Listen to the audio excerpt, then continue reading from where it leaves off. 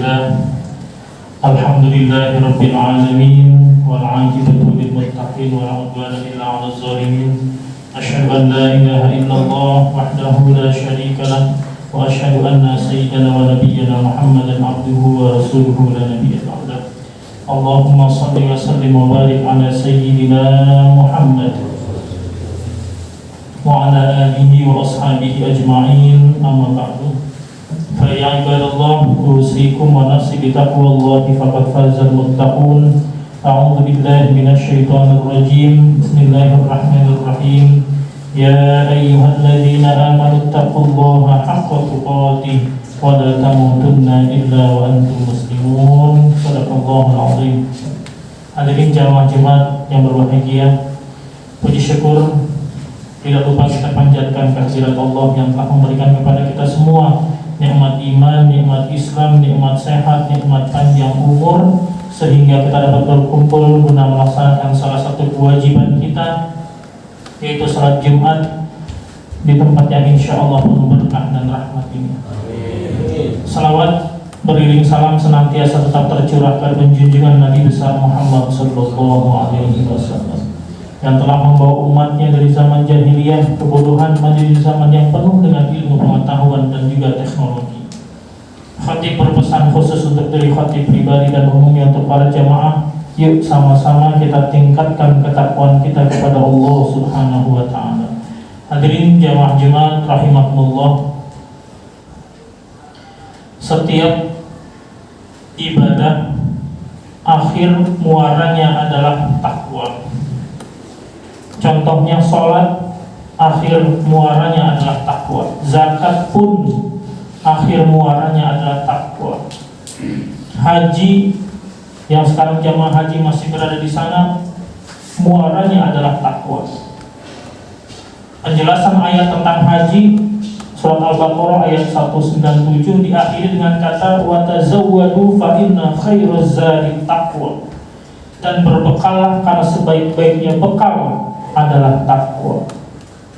Pun beberapa hari yang lalu kita melaksanakan kurban, akhir muaranya adalah juga takwa. Allah berfirman dalam surat Al-Hajj ayat 37, la yanalallaha luhumuha wala dima'uha walakin yanaluhu taqwa minkum.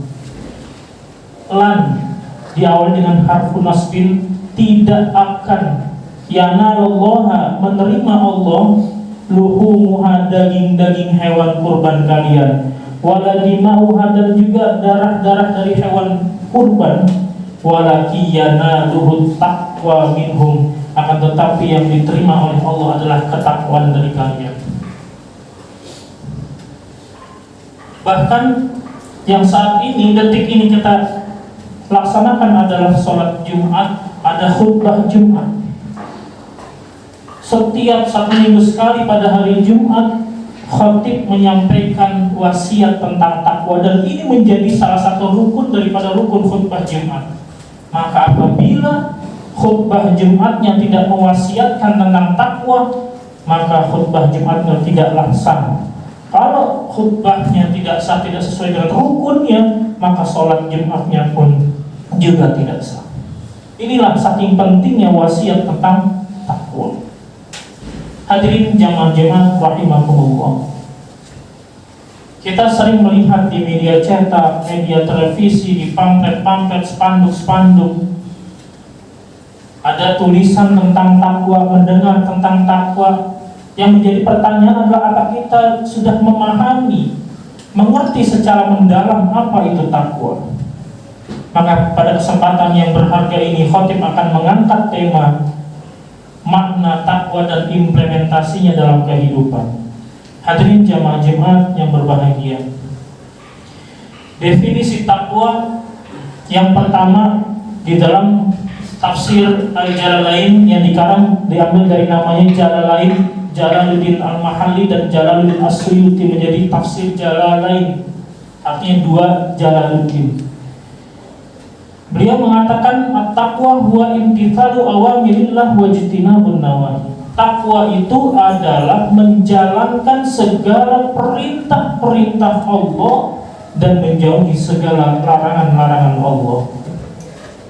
Allah perintahkan kita sholat 5 waktu, kita kerjakan, itu bagian dari takwa. Allah perintahkan kita zakat, Allah perintahkan kita puasa, Allah perintahkan kita senantiasa berbuat kebaikan, itu adalah bagian dari takwa. Kemudian menjauhi apa yang Allah larang. Allah larang kita berzina, minum minuman khamar, berjudi dan lain sebagainya. Kita jauhi, itu bagian dari takwa. Ini definisi yang pertama. Definisi yang kedua, takwa diambil dari akar katanya adalah waqayati wiqayatan. Artinya adalah memelihara. Memelihara dari apa? Memelihara dari hal-hal yang tidak disukai Allah, memelihara hal dari hal-hal yang dibenci oleh Allah Subhanahu wa ta'ala. Ini definisi kedua. Definisi ketiga, takwa itu adalah takut. Takut di dalam bahasa Arab sedikitnya ada 2 kata.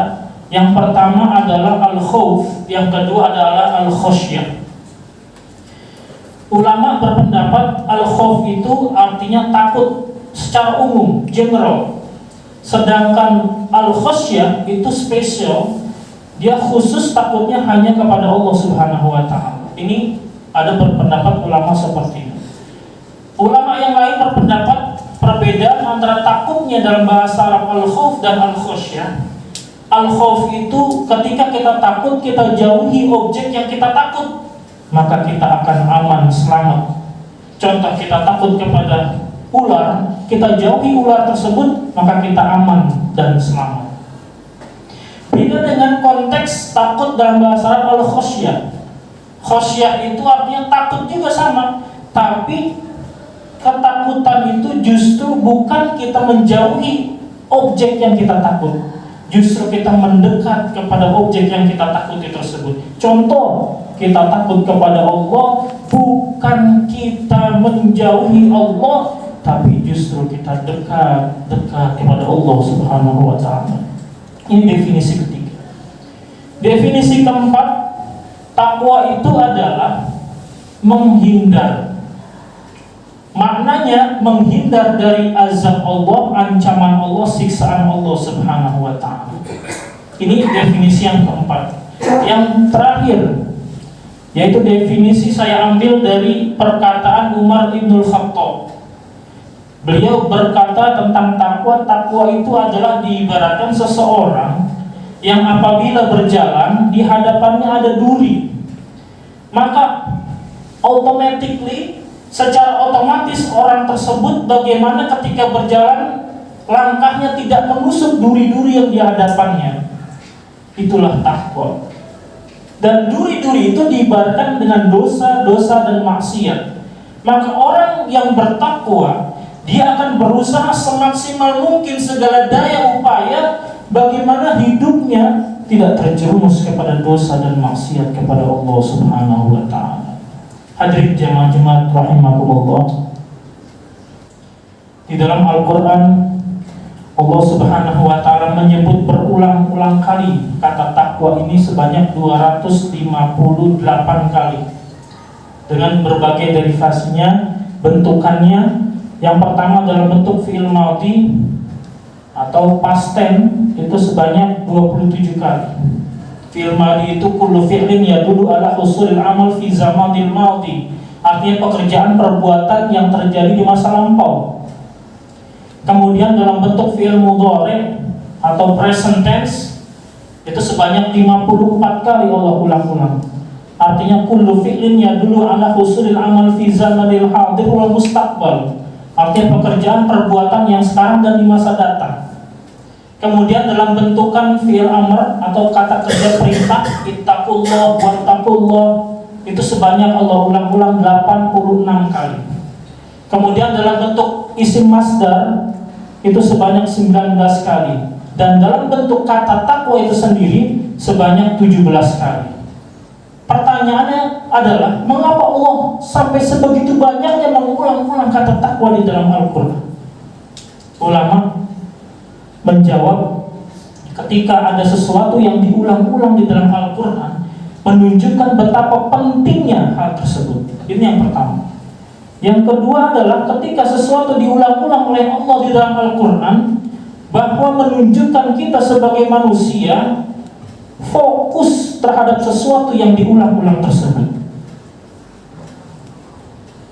Hadirin sedang jemaah rahimakumullah, maka Allah menjanjikan atau keutamaan bagi orang-orang yang bertakwa dijanjikan di dalam Al-Quran surat At-Tolak ayat 2, bahwa orang-orang yang bertakwa Allah akan berikan jalan keluar dari segala macam kesulitan, dan Allah akan berikan rezeki dari arah yang dia tidak sangka-sangka, dia tidak duga-duga. Allah berfirman, "Wa may yattaqillaha yaj'al lahu min amrihi yusra wa yarzuqhu min haitsu la yahtasib."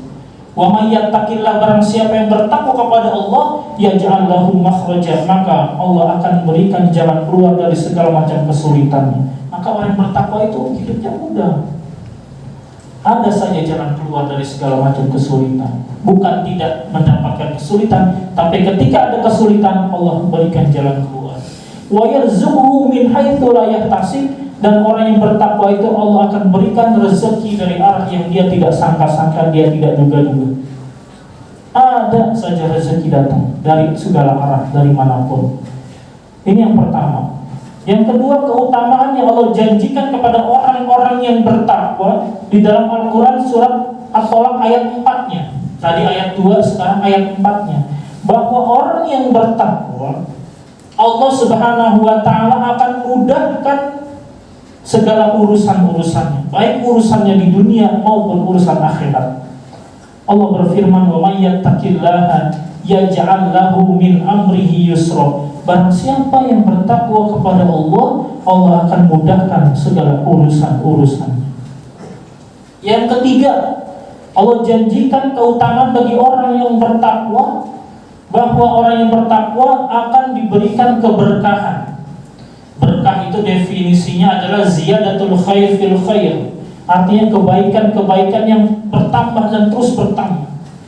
Allah berfirman dalam surat Al-A'raf ayat 96, "Walau anna ahlal qura amanu wattaqau la fatahna 'alaihim barakatin minas sama'i wal ardh."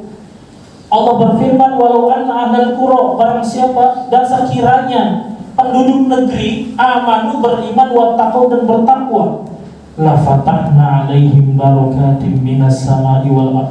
Menggunakan kata lamut taukid, pasti akan kami limpahkan, akan kami bukakan, akan kami berikan barakatin minas sama'i wal ardh, keberkahan dari langit dan dari bumi. Hadirin sekalian jemaat yang berbahagia, maka terakhir sebagai penutup, bahwa takwa itu adalah tidak sampai pada titik saya sudah bertakwa, tidak. Tapi takwa adalah sesuatu yang kita jaga, sesuatu yang kita pelihara, sesuatu yang kita terus-menerus tingkatkan frekuensinya sampai dengan akhir hayat kita husnul khotimah. Yang kedua, saya mengutip sebagai penutup hadis Rasulullah SAW dari Abu Dzar Al-Ghifari. Rasulullah bersabda, "Ittaqullaha haitsuma kunta, watbi'is sayyi'atal hasanata tamhuha wa khaliqin nasa bi khuluqin hasanin." Ittaqillaha haitsuma kunta, bertakwalah kepada Allah haitsuma kunta, dimanapun kita berada. Di kampus bertakwa, di rumah bertakwa, di pasar bertakwa, di jalan bertakwa. Ittaqillaha haitsuma kunta watbi'is sayyi'atal hasanata tamhuha. Kemudian kata Rasulullah pesannya, ikutilah perbuatan jelek, perbuatan buruk, perbuatan dosa-dosa kecil hasanah dengan kebaikan-kebaikan amal soleh. Tamhuha, niscaya akan menghapusnya. Wa khaliqin nas bi khuluqin hasan, dan pergaulilah, bersosialisasilah dengan sesama manusia dengan akhlak yang baik. Rawahu At-Tirmizi. Hadis ini diriwayatkan oleh Imam At-Tirmizi, nomor hadis 1987. Hadirin jamaah Jumat rahimakumullah, mudah-mudahan kita termasuk dicatat oleh Allah sebagai hamba-hamba muttaqin, golongan orang-orang yang bertakwa.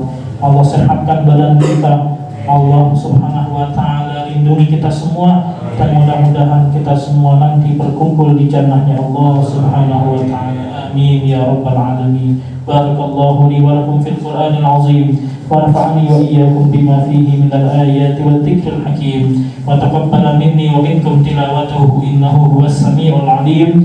Aqulu qawli hadza wa astaghfirullahal azim li wa lakum wa lisairil muslimin wal muslimat wal mu'minin wal mu'minat fastaghfiruhu innahu huwal ghafurur rahim.